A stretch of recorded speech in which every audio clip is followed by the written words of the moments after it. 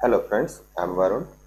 आज के इस वीडियो में मैं आपको बताऊंगा कि जो कोऑर्डिनेट ज्योमेट्री में डिस्टेंस फार्मूला होता है उसका प्रूफ कैसे होता है। तो सबसे पहले देखते हैं थ्योरम क्या है।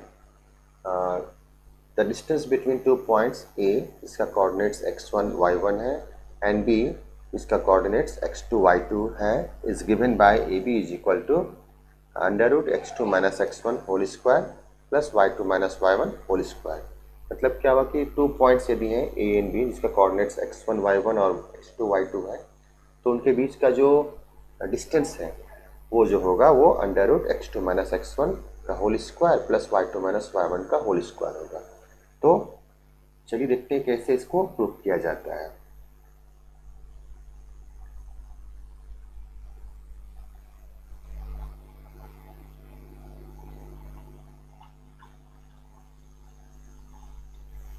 तो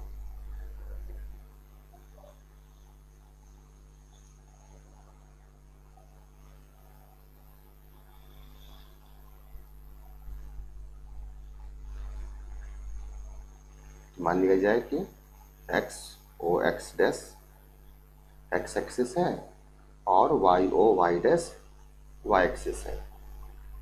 तो 2 पॉइंट्स हैं। लेट ए जो है ये हमारा है, इसका कोऑर्डिनेट है x1 y1, और ये पॉइंट जो है वो b है, इसका कोऑर्डिनेट जो है वो x2 y2 है। आपको मालूम करना है कि a और b के बीच का गैप क्या होगा। तो लिखते हैं let x o x dash is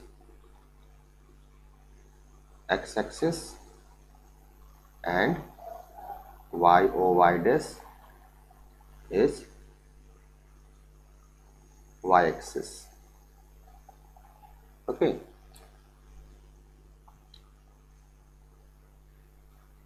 let a x1 y1 and b x2 y2 are the two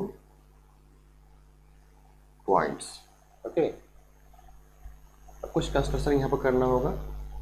construction में हम क्या करते हैं कि फ्रॉम ए एक परपेंडिकुलर ड्रॉ करते हैं ओ एक्स पर, मान लिया जाए कि ये एल है।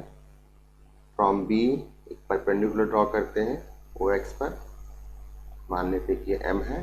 और एक परपेंडिकुलर हम ड्रॉ करते हैं फ्रॉम पॉइंट ए, मान लेते हैं कि ये पॉइंट एन है। We draw a L perpendicular at xo x dash,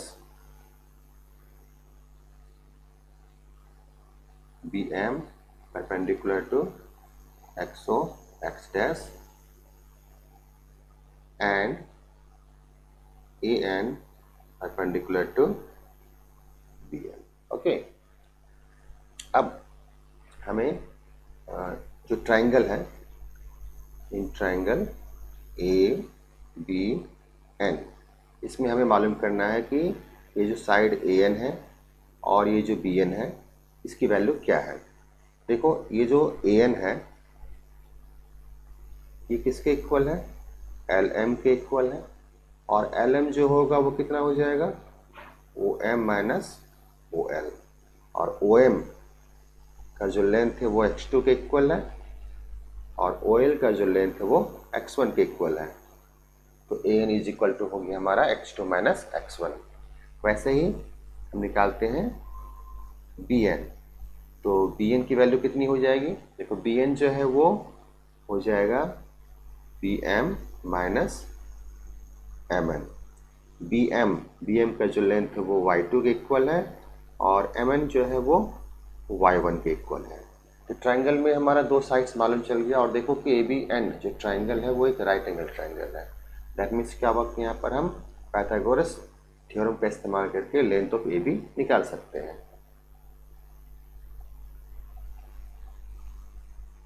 triangle ABC is a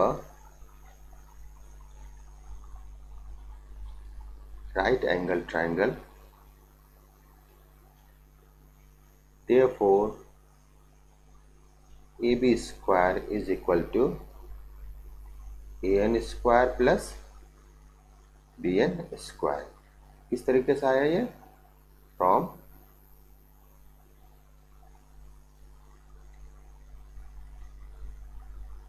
Pythagoras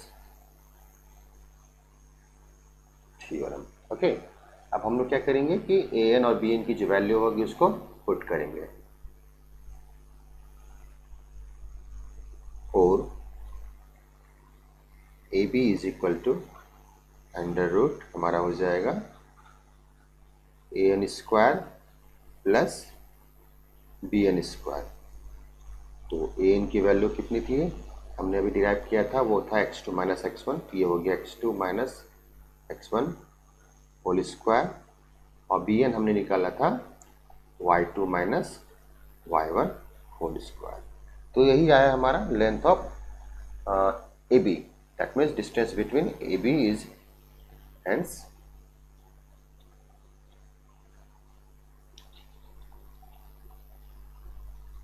distance between A,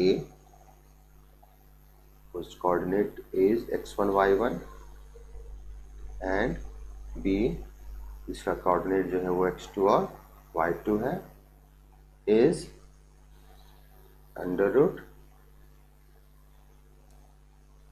x2 minus x1 whole square plus y2 minus y1 whole square.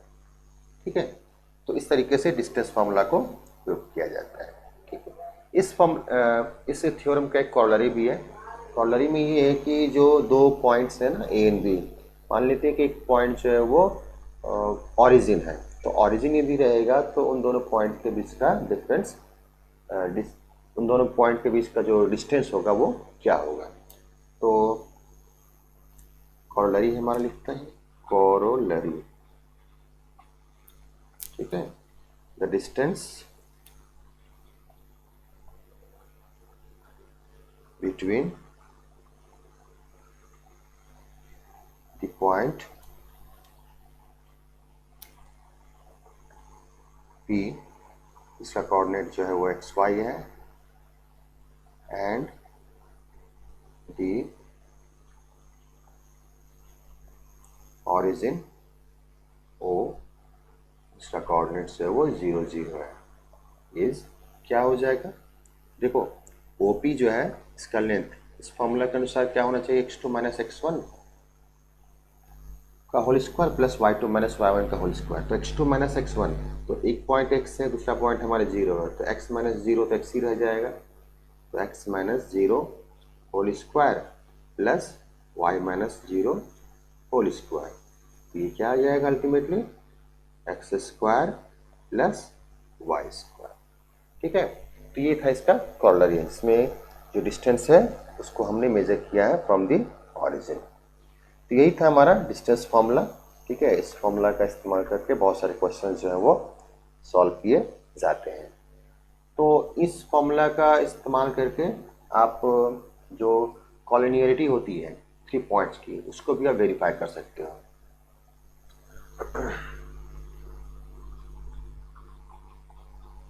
Test for